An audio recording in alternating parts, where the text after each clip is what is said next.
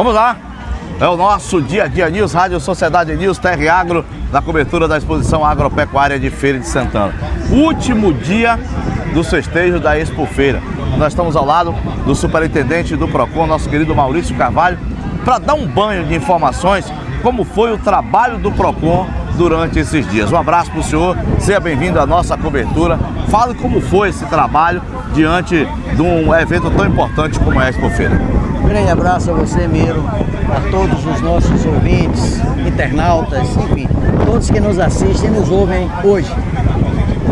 É um balanço que eu acho bastante positivo. Nós estivemos aqui desde a abertura, dia 7, fizemos um trabalho educativo, orientativo com os barraqueiros, distribuição de material, um trabalho que realmente buscou tirar dúvidas, esclarecer dúvidas, identificamos algumas situações já no primeiro dia e já no segundo dia fomos para campo, no sentido de buscar corrigir algumas situações que nós identificamos na abertura.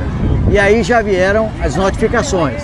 Por exemplo, nós identificamos que havia um acréscimo de R$ 2 na cobrança do estacionamento.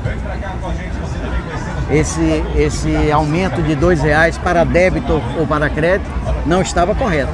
Notificamos a empresa de imediato identificou a situação, nós notificamos no dia, no outro dia já estava corrigido, as formas de pagamento não estavam na entrada, foram colocadas e a notificação também estabeleceu que todo aquele que pagou a maior, um comprovante do pagamento, a empresa iria devolver, como fez em várias situações.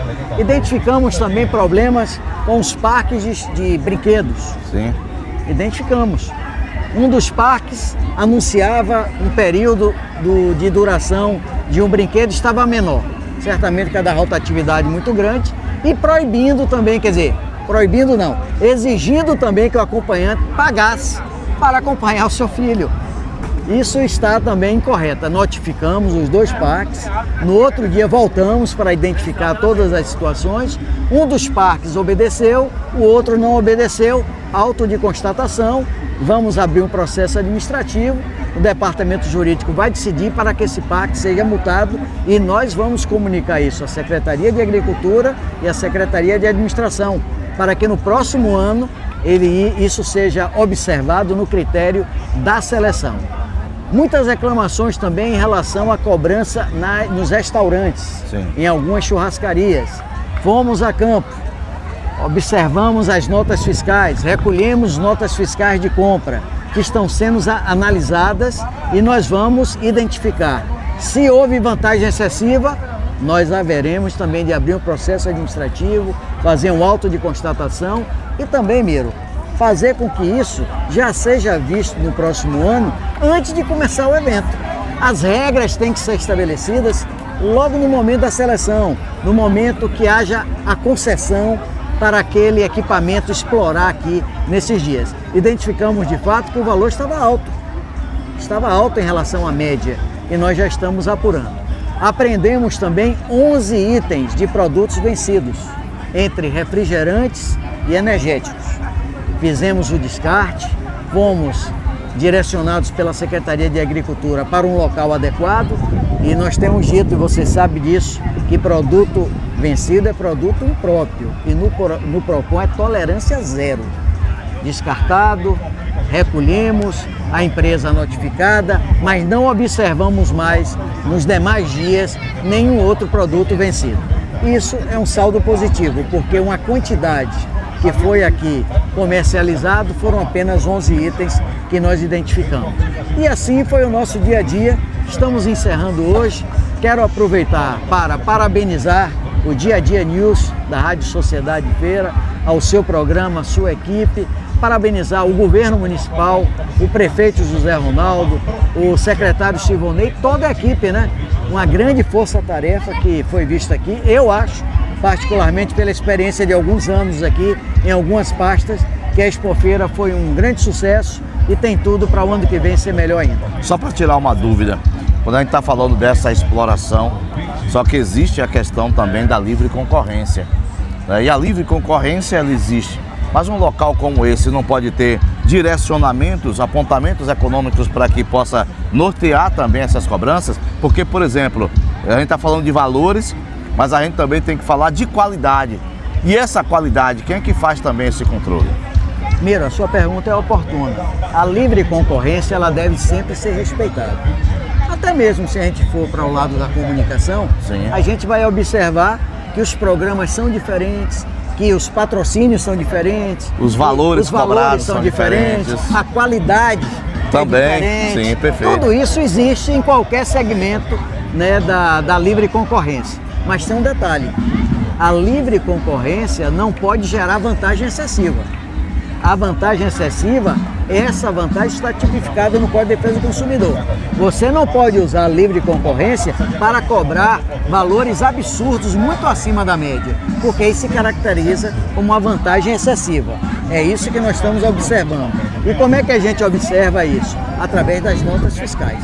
Então você pega, por exemplo, é por isso que não é tão fácil a gente chegar a uma conclusão imediata. Tem que colher provas. Colher provas, pegar essas notas fiscais, analisar qual foi o custo, qual foi a despesa que ele teve que desembolsar para estar aqui dentro do parque, para depois, então, a gente chegar a uma conclusão e abrir ou não um processo administrativo. Então, ratificando sua pergunta, a livre concorrência é respeitada e deve ser, mas não se pode caracterizar a vantagem excessiva, porque numa relação de consumo, Miro, o consumidor é a parte mais vulnerável. É por isso que o Código de Defesa do Consumidor ele existe, para regular essa relação de consumo e proteger o consumidor, que no final é como se diz sempre, né? É a corda mais fraca. E a gente precisa exatamente estar protegendo. A qualidade que você se referiu é mais um trabalho voltado pela vigilância sanitária, que tem o pessoal de nutrição, né, tem o pessoal de engenharia de alimentos, que pode analisar. A nossa situação maior é avaliar a questão dos produtos vencidos e a questão da vantagem excessiva que a gente não pode permitir. E sobre o estacionamento, já que o congestionamento ele aconteceu, pela falta também de prepostos e que estavam no local para que pudesse agilizar o serviço. Ou seja, 4 pessoas para prestar um serviço para quase 2, 3 mil pessoas que estavam entrando ao parque, 5, 6 mil pessoas. E aí o que gerava fila era exatamente este atraso. O PROCON não pode fazer uma recomendação para melhorar a qualidade da prestação de serviço? Sim, você tem razão. Eu acho que essa recomendação também será feita, porque nós vamos fazer o relatório, inclusive, do que ocorreu no primeiro dia, tá certo? E eu entendo, sinceramente, que a Secretaria de Agricultura, a Secretaria de Administração poderá, na licitação, já buscar com as empresas concorrentes uma maneira de agilizar mais o acesso. Por exemplo, o que de um lado é um bom sinal, pelo outro lado também gera problema. Sim. O estacionamento me parece que teve uma capacidade para 1.500 lugares, 1.500 vagas, ficou pequeno. Então eu acho que a gente precisa também pensar num estacionamento, numa situação ainda maior, para que esse tipo de situação, como a forma de pagamento, talvez a venda antecipada de cartões, onde o consumidor possa carregar com os valores, e aí tem uma maneira... Mais prepostos também para mais prepostos também para agilizar. Tudo isso eu acho que vai servir, talvez, Miro, de experiência e de uma situação para uma avaliação, para aprimorar mais o serviço. Mas quero dizer que esse ano eu achei que, apesar do que você está falando proceder, poderia ainda ser melhor, mas em relação ao ano passado, por exemplo, nós achamos que o estacionamento funcionou melhor, o fluxo foi melhor. Obrigado. Forte abraço para o senhor. Pela oportunidade. É o Dia a Dia News, TR Agro, Rádio Sociedade News, a cobertura da exposição agropecuária de Feira de Santana. Jornalismo profissional é assim, é impossível não acompanhar. Eu vou voltar para o estúdio, né?